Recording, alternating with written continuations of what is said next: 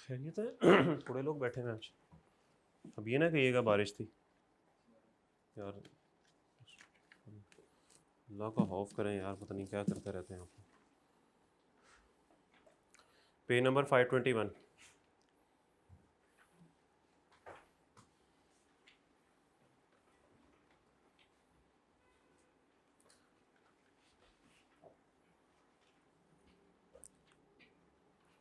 Katie is engaged, sale tax का सवाल है जी, आखिरी रह गया था, ये कर लेते हैं।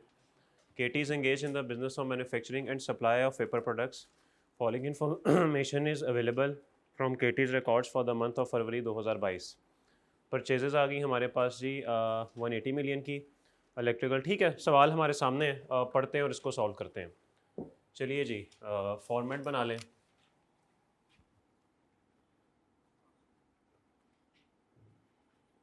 टैक्स पीरियड कौन सा है जी? February 22।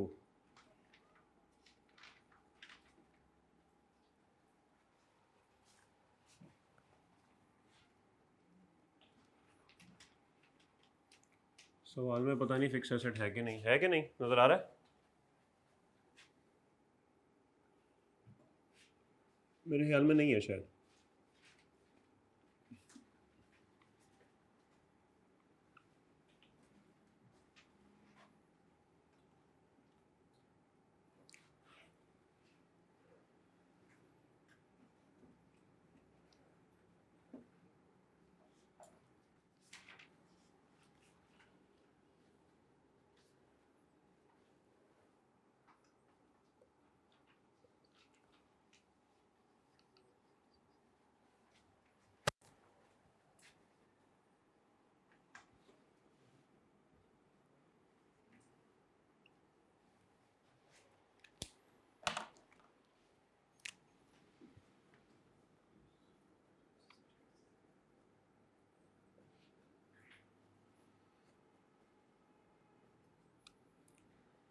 लें जी, फॉर्मेट रेडी है। वो कहते हैं जी, KT is engage in the business of manufacturing and supply of paper products. Following information is available from KT's records for the month of February 22। जी, taxable goods from registered person 180 million, इस पे हमें input मिलेगा। ठीक है जी, लिखते हैं from registered persons, और लिखेंगे हम इनर कॉलम में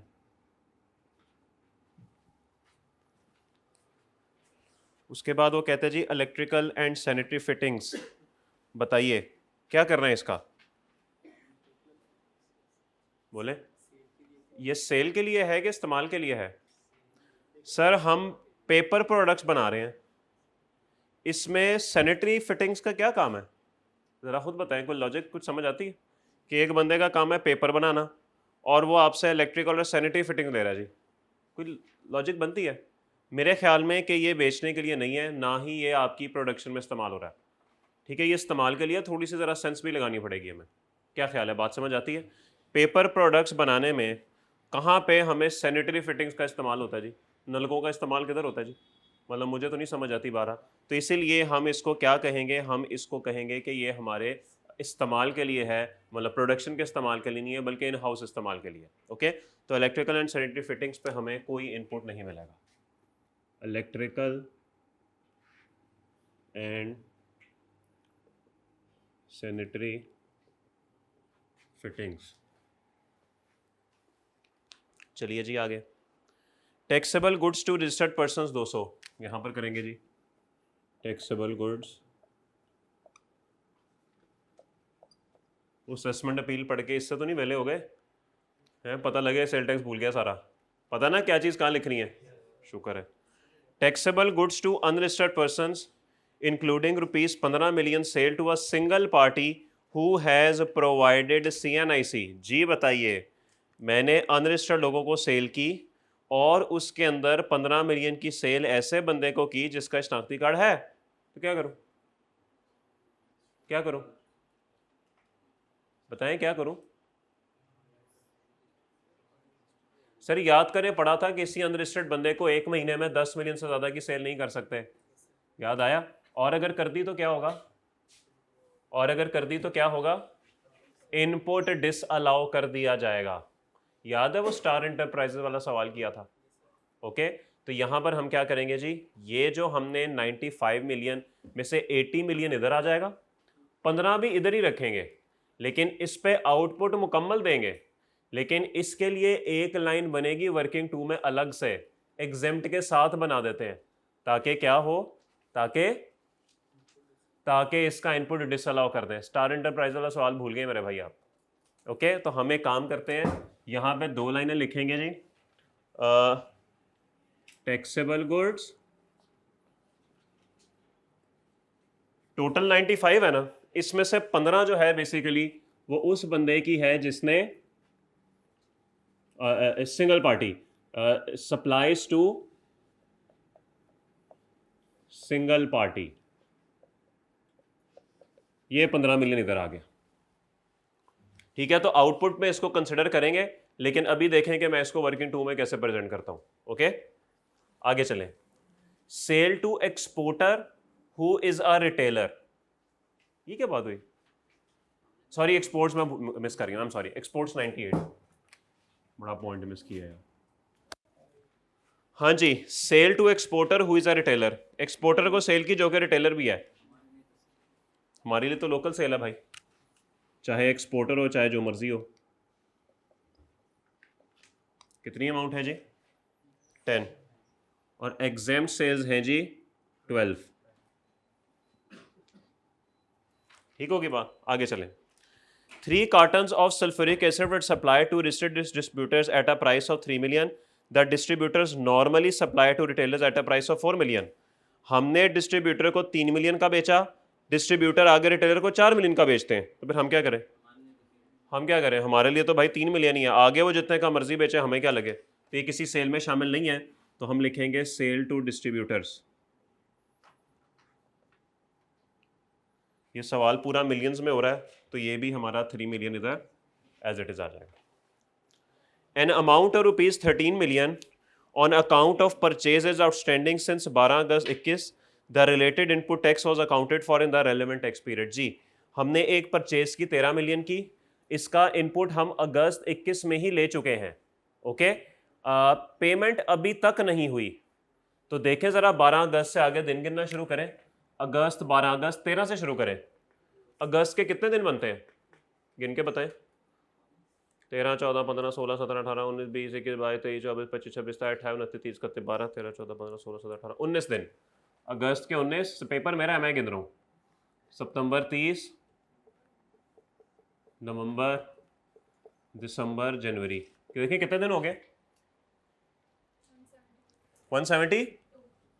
इसका मतलब है फरवरी 8 तक मेरे पास टाइम था 180 पूरे करने के लिए, और मैं फरवरी की रिटर्न कर रहा हूँ, और फरवरी के आखिरी दिन तक वो क्या है, आउटस्टैंडिंग है। मेरे महीने में टाइम खत्म हुआ है, तो मेरे ही महीने में डिसअलाउ कर दिया जाएगा। कितनी अमाउंट है जी? 13 मिलियन। तो यहाँ पे आप लिखेंगे payment not made within 180 days. जी क्या कर रहे हैं जी, कितनी अमाउंट डिसअलाउ कर रही है? 30। सर 13 मिलियन तो परचेज है, हमने तो टैक्स माइनस करना है, बताइए। 2.34 लें जी। ओके, हमने इनपुट डिसअलाउ करना होता है तो हमने कर दिया। All the above figures are exclusive of sale tax except where satisfied specified. Sale tax is payable at the rate of 18% except that taxable goods from registered persons include purchase of 30 million chargeable at 25%। Sir वो कहता है कि जो taxable लोगों से चीज़ें खरीदी हैं ना वो 180 मिलियन की, इसके अंदर 30 मिलियन की परचेज ऐसी है जिस पे टैक्स 25% लगता है। याद है पढ़ा था कुछ चीज़ों पे 25% है, तो क्या करूं सर, क्या करूं, माइनस करूं कि ना करूं? करूं माइनस के ना करूं? सर करें, कहां लिखा है लॉ में? मुझे कहीं पे लॉ पे लिखा दिखा दें कि 25% वाला टैक्स माइनस नहीं हो सकता, मुझे कहीं पे दिखा दें। साथ ही 25 लगा देते हैं ना, इन बाद में भूल ही ना जाए। ठीक है, तो कहाँ लिखा है भाई? कहीं नहीं लिखा। 25 वाला भी आप माइनस कर सकते हैं। Further, taxable goods supplied to registered persons include 42 million sales chargeable at 25%। ठीक है जी, इसके अंदर शामिल है। वो बोले तो ठीक है सर, क्या करूं? इसमें से माइनस करूं कितना? 42, और यहां पे लिखूंगा टैक्सेबल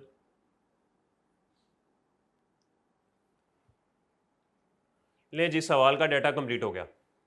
अब देखिए, आपने सिर्फ बोर्ड पे देखना है सवाल की अरेंजमेंट कैसे होने लगी है। लगाए 18%,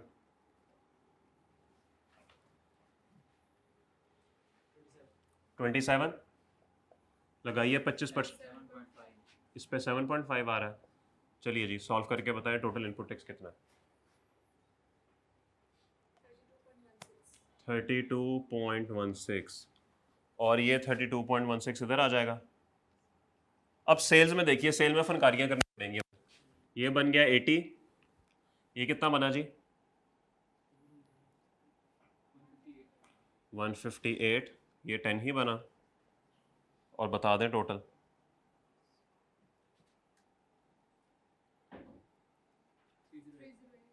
308। ओके, अब क्या करूं? अब ज़रा गौर करें, क्या वो गलती होगी कोई? ओके, अब ज़रा गौर करें, ये जो टैक्सेबल सेल्स हैं 308 की, ये टोटल, नॉर्मली मैं 308 उठा के वहां, लेकिन इसके अंदर ना ये फसाद की जड़ है। ये अगर मैंने इस 15 को 308 में लिखा रहने दिया तो इसका क्या मतलब होगा? मैं इसको इनपुट दे रहा हूं, हालांकि मुझे तो इसका इनपुट डिसअलाउ करना है। वजह, उसकी वजह यह है कि मैं किसी अनरजिस्टर्ड बंदे को एक महीने में 10 मिलियन से ज़्यादा की सेल नहीं कर सकता। ऐसे ही है। तो इसका मतलब है कि मुझे यहाँ पे एक लाइन और बनानी पड़ेगी। कहाँ पे लिखें? ऊपर लिख देते हैं, सेल्स टू अनरजिस्टर्ड पर्सन। इसमें से 15 निकाल दें ताकि यहां पर वही अमाउंट बचे जिस पे हमने इनपुट क्लेम करना है, और यहां पे 15 अलग लिख दें ताकि इसका जो अपोर्शनमेंट हो वो फारिग हो जाए। आगे चलिए, एक्सपोर्ट्स 98 और एग्जेम्प्ट 12, टोटल बताएं 418। करें जी ये पोर्शन।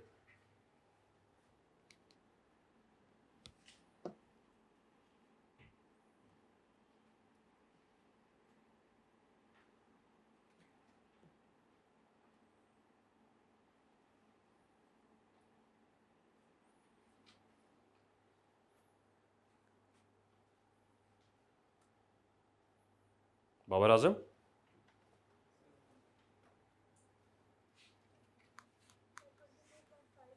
किसका? ये 15 का 24 पॉइंट,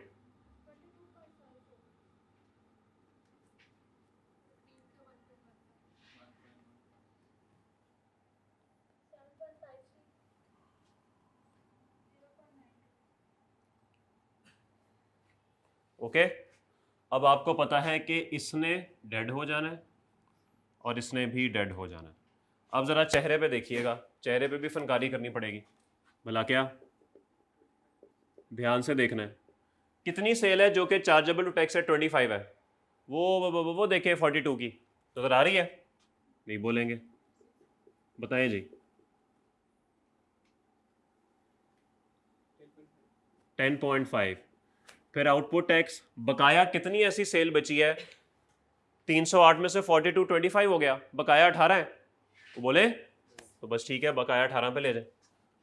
308 में से 42 माइनस कर दें, बकाया पे 18 लगा दें। बताएं 47.8, और इन दोनों को टोटल कर दें। सॉरी, चलें जी, आ गया सवाल नॉर्मल, अब कोई टेंशन नहीं।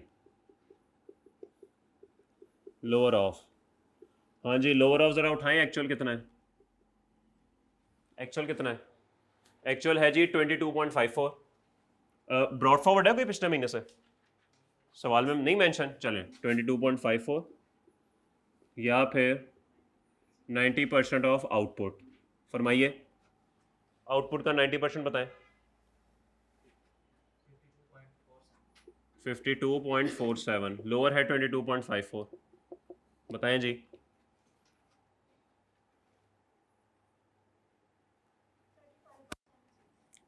$35.76। फिक्स एसेट तो है कोई नहीं, मिस कराएं। फर्दर टैक्स है 4% tax on unregistered sale. Sir unregistered sale कितनी है, ज़रा वो टॉप पे देख के बताएं। 95 की। सर उस पर इनपुट नहीं मिल रहा, लेकिन फर्दर तो देना पड़ेगा ना। सजा यही तो है कि आउटपुट होगा, इनपुट नहीं होगा, तो इसीलिए इनपुट डिसअलाउ कर दिया, लेकिन आउटपुट तो पूरा लगेगा। बताइए। 3.8 सेल्स टैक्स पेबल, बताएं जी। 39.56। और इसके बाद क्या करेंगे हम? रिफंड अगेंस्ट एक्सपोर्ट्स कितना है जी? 7.53। इनपुट टैक्स भी कैरी फॉरवर्ड नहीं है, क्योंकि जितना माइनस करना चाह रहे थे उतना ही माइनस हो गया, सवाल ख़त्म हुआ। एक मुख्तसर सा सवाल था, लेकिन थोड़ी सी ज़रा बातें इधर उधर की थी, कोई मसला नहीं। नोट करें, फिर जो 2 सवाल आपको दिए थे वो डिस्कस करते हैं, आगे चलते हैं। फिर लेट।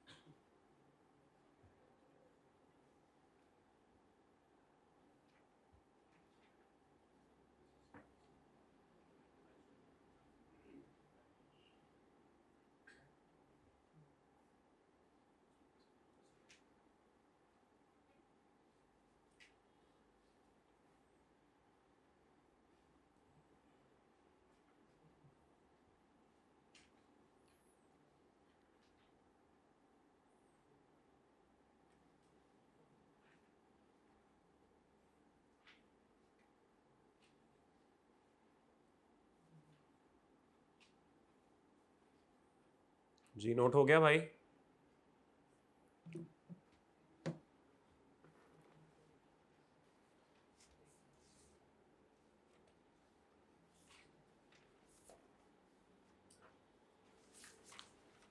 जी किताब दीजिएगा एक अदर, ताकि न्यूमेरिकल डिस्कस कर लें। जल्दी कर यार, 4 दिन रह गए पीछे, अभी भी तो सुस्त बैठा हुआ है।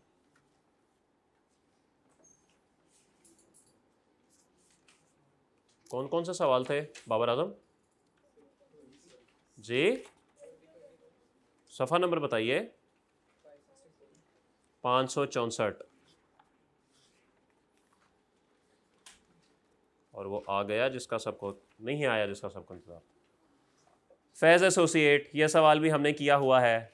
Okay, Faiz associate is a partnership concern and registered under the sales tax act 1990 as manufacturer cum distributor. Following information has been provided by FA for the month of January. Required में वही घिसी पिटी बातें, और रिक्वायर्ड से ऊपर वही घिसी पिटी line. Taxable goods to registered customer 3450 क्या करना है जी? हाँ जी, working 3। Taxable goods to unregistered customers वही ऊपर 1.1। Consumable goods supplied to PIAs international flight. अच्छा, अगर यहाँ पे डोमेस्टिक फ्लाइट लिखा होता फिर नहीं, अगर लिखा होता पीआईए लाहौर से कराची नहीं जाती। डोमेस्टिक क्या होता है? डोमेस्टिक होता है ना अंदरून मुल्क परवाज 303 रवानगी के लिए तैयार है, तो क्या करेंगे? वो लोकल सेल है भाई, वो एक्सपोर्ट थोड़ी है। तो ये जा रही होगी कहीं, कहाँ जा रही होगी? कितने जा रही होगी फ्लाइट ये, कितने जा रही होगी? एक्सपोर्ट्स, और एक्सपोर्ट तो वैसे ही एक्सपोर्ट है यार, अजीब सा सवाल है। Exports, restrict supply 2 million, input मिल जाएगा, अनरिस्ट्रिक्ट से इनपुट नहीं मिलेगा, एग्जाम्ड गुड्स फ्रॉम रिस्ट्रिक्ट से इनपुट नहीं मिलेगा, और input tax brought forward from December year phase पे जाके ऐड हो जाएगा। Supply of taxable goods to registered customers include, 2 million के अंदर शामिल है goods amounting to ₹80,000 sold to Hafiz brothers on 31 January. HB started business in January 18 and had filed an application for registration under the sales tax rules on 30 January. However, no sales tax registration number was issued till January 18। Sir ये adjustment हमने की नहीं थी, आपको पता है कि ये बंदा अभी तो रजिस्टर हुआ ही नहीं है। जब तक लाजमी इसके पास कागज़ नहीं आ जाता तब तक ये अनरजिस्टर्ड ही तस्वुर होगा, इसको रजिस्टर्ड से निकाल के अनरजिस्टर्ड में फेंक दें। Goods having market value of 6 lakh which were supplied to Parveen limited at associated company for 5 lakh. 5 lakh आप अपनी सेल से निकालेंगे और 6 लाख अलग लाइन में ऐड कर देंगे, यही करना है।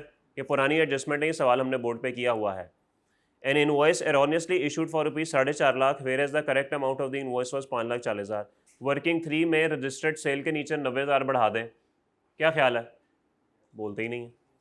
Sale to Ghalib corporation of goods worth ₹2,25,000। The contract for sale has been signed but neither invoice was issued nor any delivery and payment was made in January. तो क्या करूँ?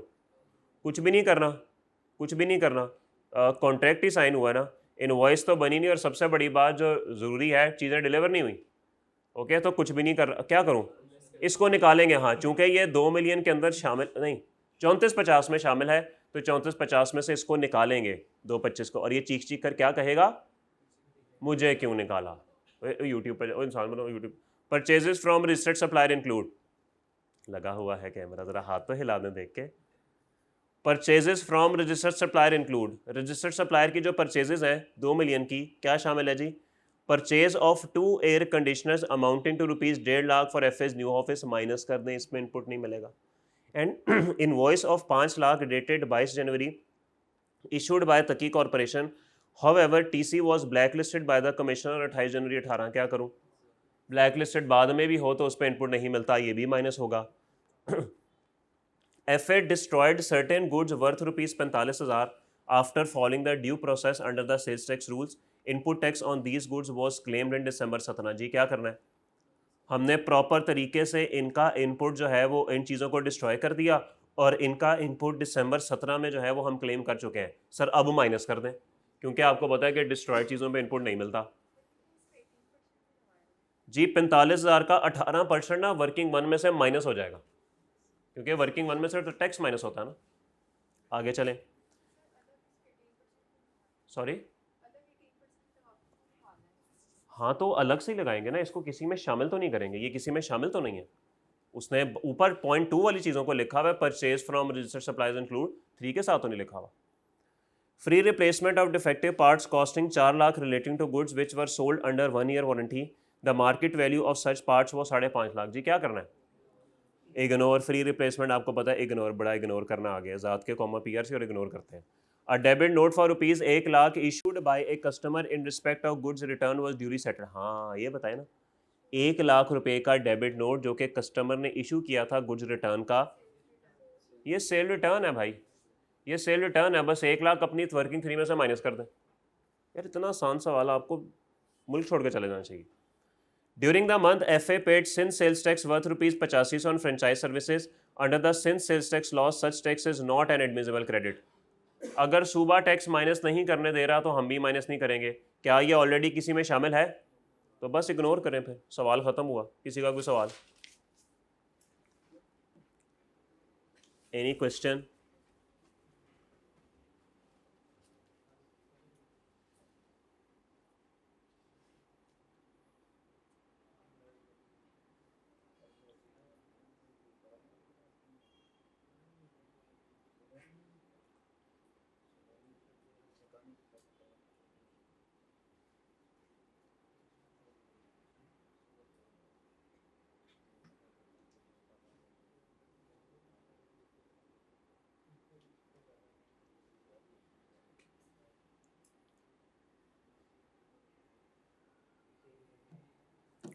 ओके जी। Abid Khan is registered for sales tax purposes and is engaged in the manufacturing of electrical appliances in Multan. His sales and purchase for the month of August 2008 are summarized below. Required में वही फजूलियात हैं, पढ़ लें. Supplies taxable goods to registered customers, working 3. Taxable goods to unregistered customers, ये भी working 3. Exports working 2, exempt working 2. और वो आ गया जिसका सबको इंतजार था. सर स्पेसिफिक इनपुट आ गया sir. Taxable goods from registered supplier 25 और एग्जाम 15. वर्किंग 1 में नहीं लिखना, पता ना, वर्किंग 1 में सिर्फ कॉमन इनपुट आता है, दोनों को नहीं लिखना. और packing materials from unregistered supplier 95 lakh, इस पे तो वैसे ही इनपुट नहीं है, तो वर्किंग 1 में तो आया ही कुछ नहीं. तो ठीक है, कोई बात नहीं, वर्किंग 1 खाली है, खाली रहने दें. Supply of taxable goods to registered customers include, किसकी बात हो रही है? 12,618 की बात हो रही है. An amount of 42,25 against sale of electric toasters at a discount of 35 as per normal business practice it allows a discount of 10% only. तो सर मुझे क्या करना पड़ेगा? सर उसमें से 4225 माइनस करें और अगली लाइन में क्या करें? ये कितने पे पड़ा हुआ है? 65 पे, और आपने 90 पे पहुंचना है. ये ले, ये सेल में ऐड कर दें.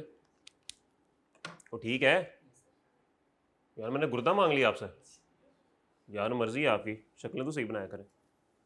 ये कोई छठी दफ़ा एडजस्टमेंट हो रही है, ये कोई पहली दफ़ा तो नहीं हो रही यार. नहीं मतलब बाबर आजम इंसान बन यार.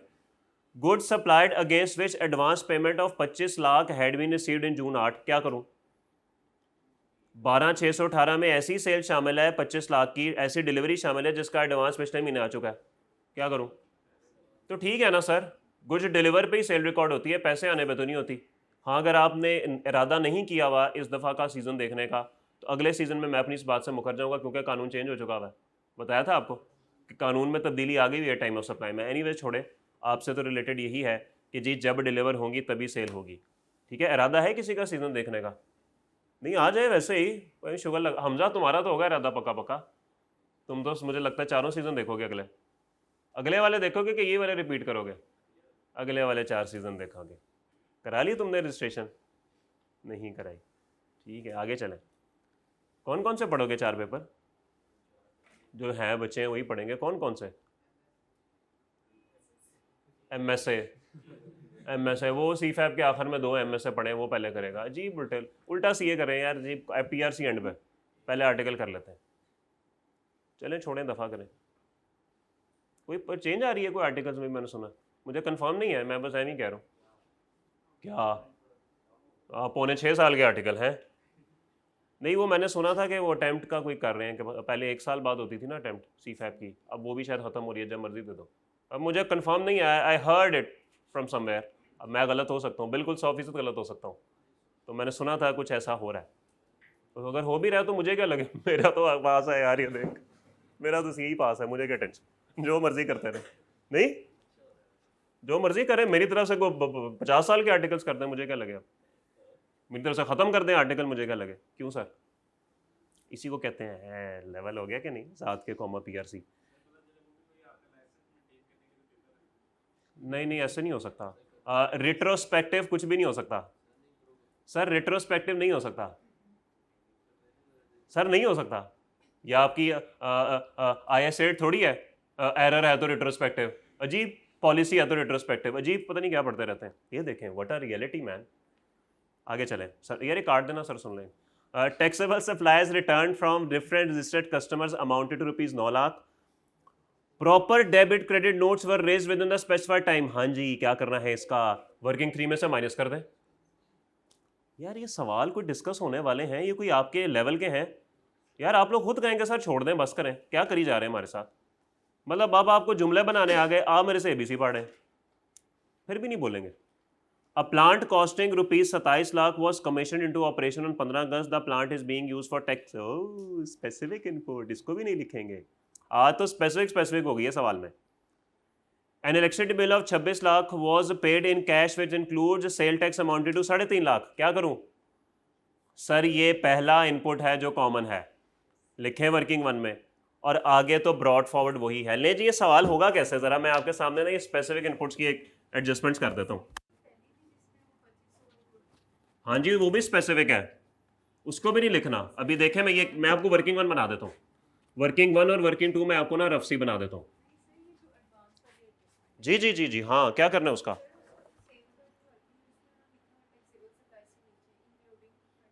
जी जी बिल्कुल। उन्होंने कहा है कि जो ऊपर 12,618 की सेल है ना, उसमें ये 25 लाख शामिल है, बस है शामिल। हो गई हैं, दोबारा पढ़िए, दोबारा पढ़ें।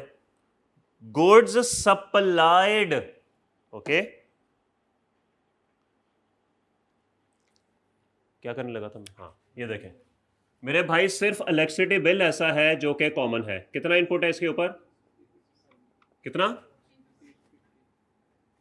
ये 356। ओ अच्छा यार, 6 रुपए अजीब, 6 रुपए के लिए लड़ रहे हैं मेरे से। एडजस्टमेंट समझे, नंबरों पे लगे हुए। 350 यहां पर आ गया, ओके। अब उसने ऊपर टेबल में बोला हुआ है कि रजिस्टर्ड सप्लायर से जो परचेजेस है ना, वो टैक्सेबल के लिए 25, एग्जेम्प्ट के लिए 15, ओके। अच्छा, अब मुझे पता नहीं है कि यहां पे अमाउंट क्या आती है, मुझे नहीं पता, वो आप वर्किंग करेंगे तो आपको पता लग जाएगा। यहां से जो अमाउंट निकलेगी वो क्या है? वो ये 308 है। मैं एज्यूम कर लेता हूं, कि ये 308 ही है। जस्ट आपको वर्किंग की अंडरस्टैंडिंग देनी है। आपको आती है ये वर्किंग, लेकिन चले एक दफा फिर कर लेते हैं। एक्सपोर्ट उसने सवाल में दी हुई है ऊपर, कितनी है? 5 मिलियन। अच्छा चले 1000 में कर लेते हैं। और ये कितनी है? ये भी लिखी हुई है ना नीचे, एग्जाम्प्ट। चलें जी, डाटा एज्यूम कर लिया मैंने, हो सकता है इसमें कुछ एडजस्टमेंट्स हो, खुद ही कर लीजिएगा। अच्छा, अब 25 मिलियन की टैक्सेबल सप्लाई है जी, परचेज है जो सिर्फ टैक्सेबल इन दोनों के लिए इस्तेमाल हुई है। तो आप यहां पे क्या लिखेंगे जी? Specific input for taxable supplies. कितनी परचेज है जी? 25 मिलियन की। 25,000 कर लेते हैं, रुपीज इन थाउजेंड। कितना टैक्स बनता है जी इस पर? 2500 बनता है। 25 मिलियन है यार, मतलब कुछ 25 लाख है। अच्छा ये ले यार, ये ले तू खुश हो जा, ये ले 2500 कर ले। कितना बना? क्या करी जा रहा है?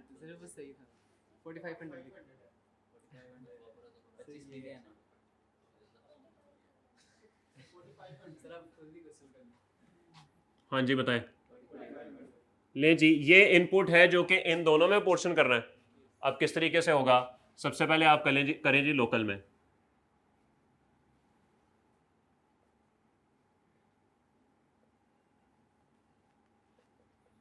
कैसे निकलेगा लोकल का? वो बोले। और जो एक्सपोर्ट्स के लिए निकालना है वो भी तो टैक्सेबल है। इसमें न्यूमरेटर में एक्सपोर्ट्स आ जाएंगी, डिनोमिनेटर टोटल वैसे ही रहेगा, और इंटू 4500 वैसे ही रहेगा। ये ले, इन दोनों के क्या आंसर आ रहे हैं? 261 और ये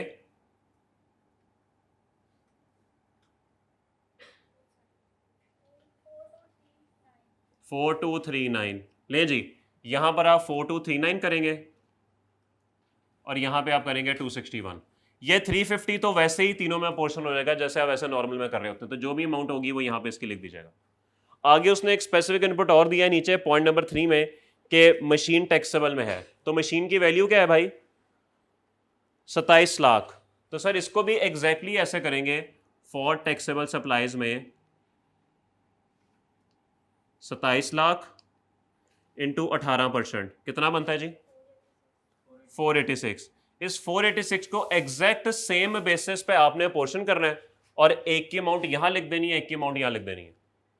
और ऊपर एक चीज रह गई, एग्जाम्प्ट सप्लाईज 15 लाख की परचेज उसके लिए भी तो हुई है, तो वो भी स्पेसिफिक इनपुट है। लिखें जी फॉर एग्जाम्प्ट 15 लाख इंटू 18%, बताइए 270। तो 270 एज इट इज इधर आके ऐड हो जाएगा, ये इधर, ये डेड ही हो जाना वैसे, लेकिन आपने पेपर में शो करवाना है। ये नहीं कहना कि जी डेड है तो मुझे ज़रूरत तो है नहीं इसकी, लेकिन आपने शो करवाना है इसको। बस इस तरह से एडजस्टमेंट्स होती हैं इसकी, और ये काम हम कोई 2-3 दफ़ा पहले भी कर चुके हैं सवालों में। ठीक है, तो मेरे ख्याल में अब आपको अबूर हासिल होगा कि क्या करना है। ठीक है जी, तो स्पेसिफिक इनपुट को कभी भी वर्किंग वन में नहीं लिखते, उसको पूरा सवाल करने के बाद एंड पे कैलकुलेट करके एंड पे टोटल कर देते हैं। ठीक है जी, सवाल जी जी जी।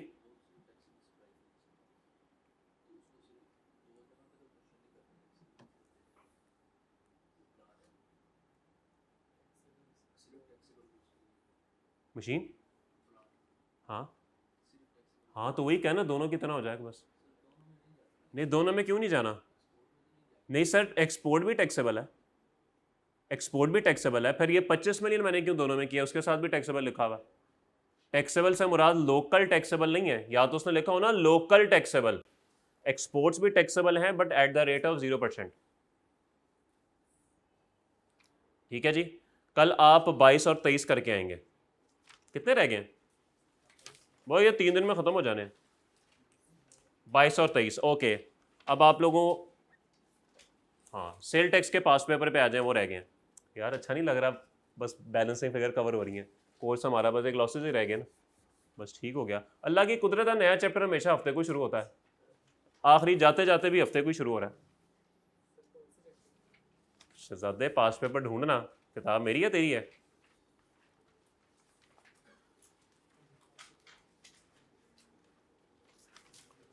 लास्ट मिलेगी 532 पे। अभी चैप्टर 15 के थोड़े से पास पेपर रह गए हमारे। कोई बात नहीं, आज ये करते हैं, फिर उसके बाद टाइम बचा तो वो करेंगे। कल लॉसेस करेंगे, मंडे को भी लॉसेस करेंगे, कल की एक्स्ट्रा क्लास में एओपी और बिजनेस के न्यूमेरिकल्स करेंगे। ओके, ट्यूसडे को भी लॉसेस करेंगे। वेडनेसडे को क्या करेंगे? वेडनेसडे को पास्ट पेपर्स करेंगे, आखिरी वाला। ठीक है जी, आगे चलिए। ओ इससे ज़्यादा 3 घंटे में तू करा था तो दिन तो बड़ा अजीब बात नहीं है, 3 घंटे में बच्चे कराते हैं पेपर में। तो वो एक्स्ट्रा भी है ना वेडनेसडे को, जो कल नहीं हुई। यार मर्जी है तेरी Babar Azam. Under the provisions of Sales Tax Act 1990s, and rules made thereunder explain whether the following persons are required to be registered within the inland। हाँ, सेल टैक्स में क्या इन लोगों ने रजिस्टर होना है कि नहीं? A manufacturer of taxable supplies located in residential area of Korangi Karachi. किसी कराची वाले ने पेपर बनाया हुआ लगता है जी, बताइए। एक मैन्युफैक्चरर है जो कि रेजिडेंशियल एरिया में रहता लोकेटेड है, क्या करूं? मुझे तो कॉटेज इंडस्ट्री लग रही है, ऑल्दो बाकी बातें उसने नहीं बताई, लेकिन हम साथ ना कुछ मेंशन करेंगे। क्या मेंशन करेंगे? क्या मेंशन करेंगे? कुछ मेंशन करना पड़ेगा क्या? नहीं, कुछ भी ज़रूरत नहीं है। क्या मेंशन करेंगे आप? ज़रूरत नहीं है कि मेंशन करेंगे। सर आप मेंशन करेंगे, आप कहेंगे कि अगर इसके वर्कर 10 से ज़्यादा हो गए या इसका टर्नओवर 8 मिलियन से ज़्यादा हो गया तो सर ठीक है, इसको रजिस्टर होना पड़ेगा। अगर कम है तो ना हो, ये लिखना पड़ेगा आपको। रेजिडेंशियल एरिया में लोकेटेड है तो ये तो पता लग रहा है ना इसका मीटर कमर्शियल है ना इसका मीटर इंडस्ट्रियल है, तो वो तो बात वहाँ पे क्लियर हो गई। और रेजिडेंशियल एरिया में लोकेटेड है वो तो वैसे ही समझ आ रही है, लेकिन बाकी दो बातें समझ नहीं आ रही, वो आपको लिखनी पड़ेंगी कि वर्कर अगर 10 से ज़्यादा हो गए, सेल साल की 8 मिलियन से ज़्यादा होगी तो इसको रजिस्टर होना पड़ेगा, अदरवाइज नहीं। Retailer whose annual turnover is 20 million, क्या करूँ? सर अगर ये टीयर 1 की खसूसियात पूरी करता है तो रजिस्टर हो जाए, अगर टीयर 1 की खसूसियात पूरी नहीं करता तो रजिस्टर नहीं होगा। ओके, और टीयर 1 की डेफिनेशन अनफॉर्चुनेटली आपके कोर्स में ही नहीं है, और उसमें कहीं पे भी मेरे ख्याल में टर्नओवर का क्राइटेरिया नहीं है, सेल का कोई क्राइटेरिया नहीं है, उसमें और क्राइटेरियाज हैं। तो आप लिख दें टीयर 1 है तो रजिस्टर, नहीं है तो not register. Distributor of exam supplies, एक बंदा डिस्ट्रीब्यूट कर रहा है एग्जाम सप्लाईज, क्या करूं? एग्जाम्प्ट वाले ने क्यों रजिस्टर होना है भाई? क्या क्या कर लेगा रजिस्टर होके? वो टैक्स तो है नहीं उसका, ignore. Exporter of taxable goods, ये बंदा तब रजिस्टर होगा अगर ये रिफंड लेना चाहेगा, तो पूरी बात लिखनी है, यस नहीं लिख के आ जाना। अगर वो रिफंड लेना चाहेगा तो फिर ये रजिस्टर होगा। और पढ़ा हुआ है ना ये कि नहीं? यार ये अजीब लोग हैं यार, ये देखें नहीं पढ़ा, वो शक्लें से देखें क्या लग रहा है नहीं पढ़ा। वो तो कह रहे हैं पता नहीं कभी देखा भी नहीं हमने, पता नहीं क्या पढ़ाई जा रहे हैं। यार मर्जी है आप लोगों की, यार पेपर आपका है, याद मुझे ये चीज़ें। सफ़ा नंबर 502 रूल नंबर 4, सफ़ा नंबर 502 रूल नंबर 4, 74 का B, goods exported shall be charge to tax at the rate of 0%। What are the exceptions to this general rule? जी हाँ जी, वो कह रहा है, क्या कह रहा है ये? वो कह रहा है कि जो गुड्स एक्सपोर्ट की उन पे 0% टैक्स लगता है, इसकी एक्सेप्शन क्या है? क्या उस शहजादे 74 का बी पॉइंट? मैं तो सवाल पढ़ रहा हूँ आज, ये हमारा भाई ना आउट ऑफ फॉर्म हो गया। जी बताएं क्या लिख कर आएंगे? एक्सेप्शंस क्या है जीरो रेटिंग की? या goods which are excluded from the purview of zero rating. यार ये ऐसा लग रहा है मैंने कभी पढ़ाया नहीं हमने। यार बिल्कुल, जो चीज़ें इंपोर्ट करके सॉरी एक्सपोर्ट करके री इम्पोर्ट करनी हो, चीज़ें एंटर फॉर इंपोर्ट हुई हो पर इंपोर्ट ना हुई हो, स्पेसिफाइड कंट्री में हुई हो, यार क्या करते हैं यार आप लोग। चले आए 73 पे आए, पता नहीं सर, वो बताएंगे, वो नोटिफिकेशन में बता देते हैं।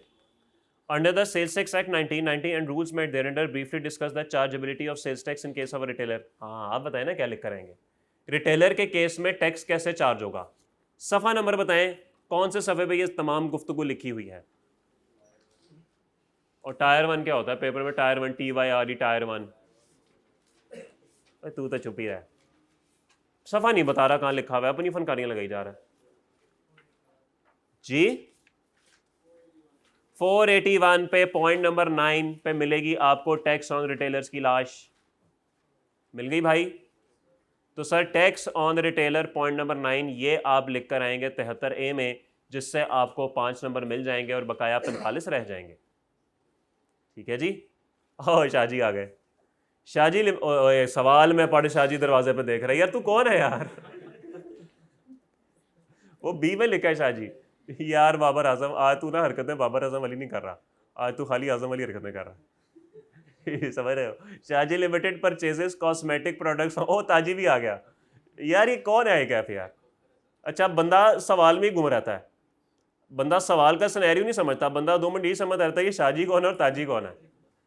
चले जी, खैर शाहजी ने ताजी से चीज़ें खरीदी, याद रखिएगा कि Shahji is buyer, Taji is seller. In the month of October SL, अब SL शाहजी हैं ji, SL received a consignment of 5000 units from TPL। On delivery SL found that 50% of the items were expired and decided to return them. Both SL and TPL are registered under the Sales Tax Act 1990 and file sales tax return on regular basis. Under the sales tax rules, specify the document which must be issued by SL on return of goods to TPL. Also state the particulars that should be mentioned on the document to be issued. ये पहला scenario है debit credit note का। तो पहले scenario में जो भी requirement है सारी आपको लिखनी पड़ेंगी। ठीक है, तो कौन नोट इशू करेगा, शाहजी के ताजी? शाहजी करेंगे ना, ताजी कहाँ से करेगा, ताजी सेलर है। शाहजी है रजिस्टर्ड बायर है, तो रजिस्टर्ड बायर करता है नोट इशू। और कौन सा नोट इशू करता है, 5000 वाला के 1000 वाला जी। एंट्री क्या करेगा रिटर्न पे, क्रेडिटर डेबिट, तो डेबिट नोट। यार आसान सवाल है सेल टैक्स के। वो नहीं, वो इनवॉइस की तरह जिस तरह बिल होता है ना वैसे ही होता है, कागज़ होता है, जिस तरह बिल होता है ना दुकानों से मिलता है वैसे ही होता है। हाँ बिल्कुल सर, बहुत टाइम है, परेशान नहीं होना, आहिस्ता आहिस्ता बैलेंसिंग फिगर पूरी हो रही है ना, ये भी हो जाएंगी। Question 72, following are the independent transactions carried out by different enterprises during the month of February 22। In the रोशनी of the provisions of Sales Tax Act and rules made thereunder, state the value of supply। value of supply आपने लेनी है। Also state the reason for your treatment, और आपने वजह भी बतानी है। Taxable goods of rupees 8 lakh were sold to one of the dealers. The amount was net of 20% trade discount which was in accordance with the market norms. The discounted price was not shown on the tax invoice। जी क्या करना है जी? हाँ जी बिल्कुल, आपने show नहीं की और ये मार्केट नॉर्म्स के बराबर है, तो वैल्यू सप्लाई क्या करेंगे आप, 8 लाख को आप ग्रॉस अप करेंगे, ये 80 में पड़ा हुआ है इंटू 100, तो ये वैल्यू सप्लाई होगी। Taxable goods of rupees 15 lakh were use for internal testing and evaluation purposes. 40% of these goods were locally procured while remaining 60% of these goods were own manufactured. जी सर, ओन मैन्युफैक्चर जो है वो supply है और जो बाहर से ख़रीदी गई है वो सप्लाई नहीं है, क्योंकि हमने सप्लाई के डेफिनेशन में यही पढ़ा है कि मैन्युफैक्चरर जब खुद मैन्युफैक्चर करके इस्तेमाल करता है तो वो सप्लाई मानी जाती है। तो सर 40% जो है वो क्या मानी जाएंगी, सप्लाई नहीं मानी जाएंगी, और 15 लाख का 60% सप्लाई होगा, तो आई थिंक 9 लाख रुपये बनता है। Advance of rupees 6 lakh was receive for goods to be delivered in April. कुछ भी नहीं करना, एडवांस आने जाने पे कुछ नहीं होता, डिलीवरी पे होता है, तो value supply 0। 1000 units of taxable goods listed in third schedule was sold at a unit price of 5000। Retail price of each unit was 6000। 1000 into 6000, ये वैल्यू सप्लाई होगी। New parts of rupees 12 lakh were issued free of cost to replace the defective parts under warranty. It is not a supply, तो value भी नहीं हो सकती। Taxable goods of rupees 4 lakh were sold at credit terms of 2/10 and by 30। क्या मतलब है इसका जी?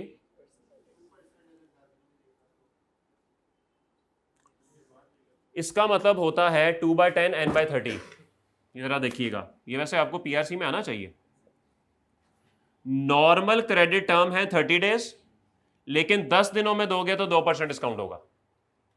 ठीक है जी, नॉर्मल क्रेडिट डेज हैं 30, नॉर्मल, और अगर 10 दिन में पे करोगे तो 2% डिस्काउंट। जी क्या करूं? What is the value of supply? 4 lakh की चीजें हमने सेल की, इस पे customer paid the amount within 10 days and availed the discount. जी सर 4 लाख की होगी भाई, सेटलमेंट डिस्काउंट का तो दूर दूर तक कोई ताल्लुक नहीं है, तो वैल्यू सप्लाई इज 4 लाख। आगे चलें, क्वेश्चन 71। In the रोशनी of the provisions of Sales Tax Act and rules made therein, briefly explain as to the chargeability adjustment of sales tax in respect of each of the following independent matters। पढ़ो हमजा पहला।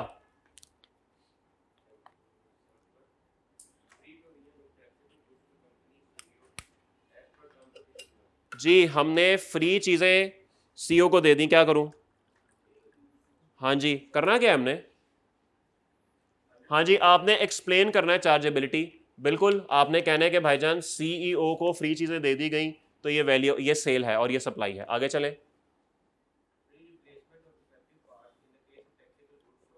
जी, क्या करना है?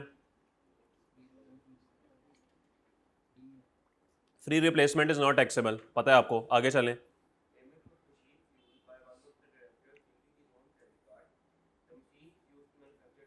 जी क्या इस पे input मिलेगा? क्यों मिलेगा? पेमेंट क्या कंपनी के बिजनेस बैंक अकाउंट से गई है? बोले नहीं गई, डायरेक्टर के पर्सनल कार्ड से गई है, तो इस पे आपको इनपुट नहीं मिलेगा।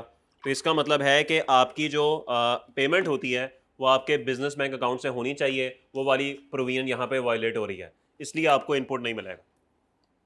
आगे चलिए, ये तो आप सबको पता होना चाहिए, क्या करना है? ओपन मार्केट प्राइस मेरे भाई, ओपन मार्केट प्राइस पे हम टैक्स लगा देंगे। सप्लाई है लेकिन ओपन मार्केट प्राइस पे करेंगे हम, और साथ ये भी बताएंगे कि जब कॉन्ट्रैक्ट होगा तब ये सप्लाई मानी जाएगी। पढ़ा हुआ है ना? आगे चलें,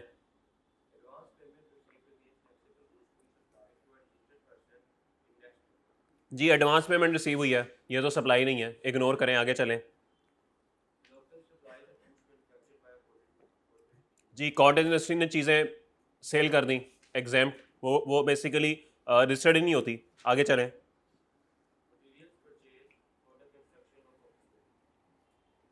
जी material purchase for the construction of office building, क्या करना है? हाँ जी, कुछ भी नहीं करना। आपको पता है सेक्शन 8 में लिखा है कि कंस्ट्रक्शन के लिए जो चीज़ें होंगी उसमें इनपुट नहीं मिलेगा। आगे चलें, इस पर फिक्स एसेट वाला इनपुट मिल जाएगा और 90% एडजस्ट नहीं होगा, बस ठीक हो गया। मेरे ख्याल में कोई मुश्किल बात नहीं है। हाँ जी बिल्कुल, अगर वो रजिस्टर्ड से बाय करेगी बिल्कुल 18% पे करेगी, लेकिन उसका आउटपुट तो नहीं है ना, तो अगर आउटपुट नहीं है तो इनपुट भी नहीं है, वो उसका इनपुट उसकी कॉस्ट का हिस्सा बन जाएगा। Under the Sales Tax Act 1990 and rules made thereunder briefly describe temporary sales tax registration, also state the rights, obligations and responsibilities of a person holding temporary registration। Sir सारा temporary registration का topic पीछे पड़ा हुआ है, as it is आपने copy paste करना है। Sir 13 number का सवाल है मेरे भाई, 13 नंबर का सवाल है। ओके, ये कौन सी अटेम्प्ट का सवाल है? सितंबर 21।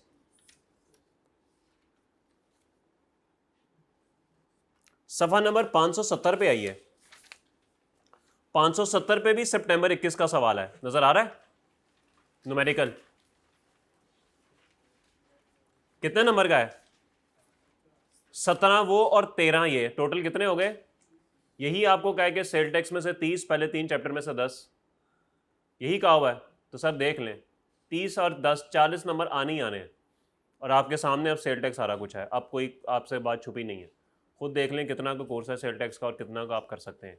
यही अगर सबसे पहले हो जाए अगले हफ्ते में 3 चैप्टर और सेल टैक्स, और फिर रोज़ का रोज़ रिवाइज होता रहे, मेरे ख्याल में आपको रोज़ का रोज़ रिवाइज करने में 2-3 दफ़ा रिवाइज करेंगे ना तो पक्का हो जाएगा। तो फिर रोज़ का घंटा ही लगना है आपको पूरा सेल टैक्स रिवाइज करने में, पहले 3 चैप्टर रिवाइज करने में। तो करते रहे सर 31 अगस्त तक, क्या बुराई है? पक्का पानी की तरह रट जाएगा आपको, तो पास होने के चांसेस बहुत ज़्यादा हो जाएंगे। आगे आपकी मर्ज़ी है, दोबारा आने आ जाइएगा, मुझे कोई मसला नहीं। नहीं नहीं सर 100 तो दोबारा नहीं आना।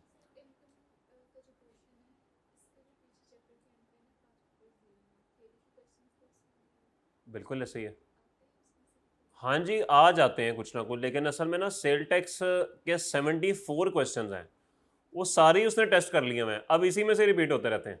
जहरी बात है, अब वो नहीं कर सकता ना सारे सारे। इनकम टैक्स अभी भी बहुत ज़्यादा ऐसा है जो उसने टेस्ट नहीं किया हुआ, तो उसमें ऑप्शन है कि वो कोई नया सवाल दे दे। Question 70, under the provisions of sales tax act 1990 and rules made thereunder briefly explain the following. How and under what situations the inland revenue department may recover the amount of sales. Okay, जी. How and under what situations with the Inland Revenue Department may recover the amount of sales tax from a person without issuing a show cause notice?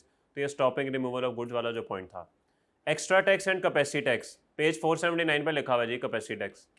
On 4 February 2021, it was revealed to Fahad that he inadvertently reported an output sales tax of rupees 27,000 in a tax invoice issued on 5 July 2020 to a customer instead of 72,000 in his sales tax return for July 20. In the light of the Sales Tax Act and rules made thereunder, advise how Fahad can rectify this error after the expiry of 180 days. जी क्या करना है जी? हाँ जी बिल्कुल sir, मेरे ख्याल में 180 दिन की ज़रूरत ही नहीं है इसको, क्योंकि उसने सेल बढ़ानी है। तो जब सेल आपने बढ़ानी होगी तो क्या होगा भाई? तो बस ठीक है जी, सेल उसके लिए तो हुकूमत का फ़ायदा होता है ना, 180 दिन की ज़रूरत ही नहीं है। आगे चलिए। 69. Rapid Associate has been registered under the Sales Tax Act 1990 since 2014. During the month of June 2020, RA issued fake sales tax invoices amounting to rupees 5 million to one of its customers. Apart from this, RA has always been in compliance with all the regulations.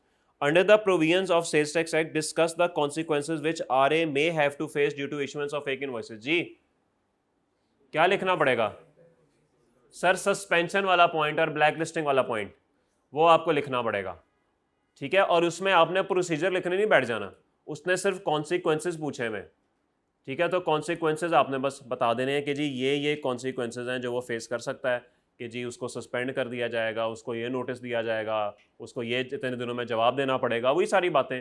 फिर उसको black list कर दिया जाएगा, फिर उसका input claim नहीं होगा, ये सब चीज़ें जो है ना बेसिकली आपने लिखनी होगी।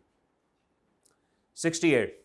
Sun Associates has recently been registered with the Inland Revenue Department under the Sales Tax Act. Under the Sales Tax Act 1990 and rules made thereunder, identify the documents which SA may require for claiming adjusting the input tax relating to the following activities. जी कौन कौन से document चाहिए sir? ये तो as it is copy paste है यार। Supply of taxable goods, import of goods into Pakistan, goods purchase in an auction. जी ये वो जो conditions for claiming input tax है, बॉक्स के अंदर लिखा हुआ है। सफ़ा नंबर क्या है जी? 484 पे ये पूरा टेबल बना हुआ है जो कि आप एज इट इज लिख के आएंगे, ठीक है जी? और बोले state the requirements relating to the retention of records and document that SA should comply with. हाँ जी, what about records and documents? Page number 492 पे 24 सेक्शन मिल गया सर। अब याद ना करें आप और इस तरह के सवाल आप पेपर में मिस कर दें तो फिर बंदा क्या करे? क्यों sir? 67. Under the provisions of Sales Tax Act 1990 and rules made thereunder, discuss the following. Difference between zero rated and exempt supplies. ये पीछे एक टेबल बना हुआ है जी, आपको पता है। How and under what circumstances the Inland Revenue Department may recover the amount of sales tax from a person without issuing him a show cause notice. Repeat हो गया सर, रिपीट हो गया। Concept of provisional and final adjustments in relation to apportionment of input tax. Rules का आखिरी सफ़ा, sales tax rules का आखिरी सफ़ा जो कि आपको कहाँ पे नज़र आएगा? पेज नंबर 514 पे। पेज नंबर 514 पे पॉइंट नंबर 4 है सिर्फ एक जो आप लिख कर आएंगे। ओके, पूरी हेडिंग ना लिखने बैठ जाया करें पेपर में, सिर्फ अपना जो रेलिवेंट पॉइंट होता है ना बस वो लिखना होता है। आगे चलें। 66. Briefly describe the treatment of change in rate of tax during a tax period. पढ़ा हुआ रेट ऑफ टैक्स, वो जीडी वाली बातें। Okay, there are certain goods returned by a customer as they are unfit for consumption and the seller has no option but to destroy them. Specify the procedure which must be followed by a registered person. हाँ जी, destruction of goods, approval लेके assistant commissioner की मौजूदगी में input नहीं मिलेगा, वही सारी फनकारियाँ। Who is required to file the following sales tax return? Also mention the due date. Monthly return registered लोगों ने फाइल करनी होती है नहीं? और ड्यू डेट क्या होती है? अगले महीने की 15 को टैक्स और 18 को रिटर्न, स्पेशल रिटर्न कमिश्नर जिसको कहेगा, और ड्यू डेट जो उसने बताई होगी उस पर फाइनल रिटर्न। जब डी रजिस्टर हो रहा होगा बंदा तब फाइल करेगा ड्यू डेट, और विद इन ड्यू डेट ही है मेरे ख्याल में। एनुअल रिटर्न सिर्फ प्राइवेट लिमिटेड कंपनीज ने, ये पता कहाँ लिखा हुआ है? यार कौन लोग हो यार, पढ़ते नहीं है यार ये लोग।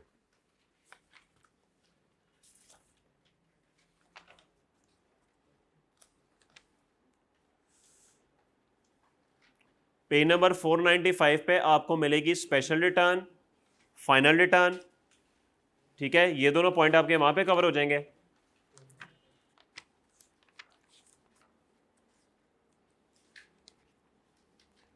पेज 508 के 17 में मिलेगी आपको एनुअल सेल टैक्स रिटर्न। अजीब बंदे हैं यार। मिल गई जी?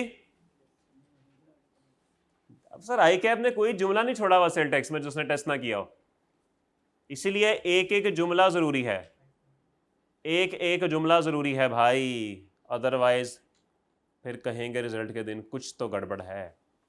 Identify the 65 identify the circumstances in which a registered person may be liable for D registration. पढ़ा हुआ है, डी रजिस्ट्रेशन के टॉपिक के नीचे तमाम सिनेरियोज मौजूद हैं। चले ठीक है, बस काफ़ी है इतने, बाकी फिर इंशाल्लाह कल करेंगे। बस ये 10 नंबर के ना बहुत होते हैं, 10 नंबर सॉरी कह रहा हूँ, 10 साल के बहुत होते हैं, और 10 साल 20 अटैम्प्ट बनती हैं भाई। तो अगर आप आज 24 में बैठे हैं तो अगर आप 2015-14 तक के कर लें तो बहुत हैं, क्योंकि उससे पीछे सवाल जो है ना वो बुज़ुर्गों वाले शुरू हो जाते हैं, वो ज़रा फिर ऑब्वियसली क्योंकि कानून भी बहुत ज़्यादा बदल जाता है तो सवाल के अंदर भी थोड़ी सी प्रॉब्लम होती है। ठीक है जी, इंशाल्लाह कल से अब लॉसेस का आगाज़ करेंगे बाकायदा, अल्लाह की कुदरत सैटरडे को शुरू होता है, और उससे पहले ये न्यूमेरिकल 2 कर लेंगे और चैप्टर इसके पास पेपर और 15 के पास पेपर कर लेंगे। लॉसेस के लिए मैंने आपको सिर्फ 3 लाइनें लिखवानी और पूरा चैप्टर ख़त्म हो जाएगा। अल्लाह हाफिज़।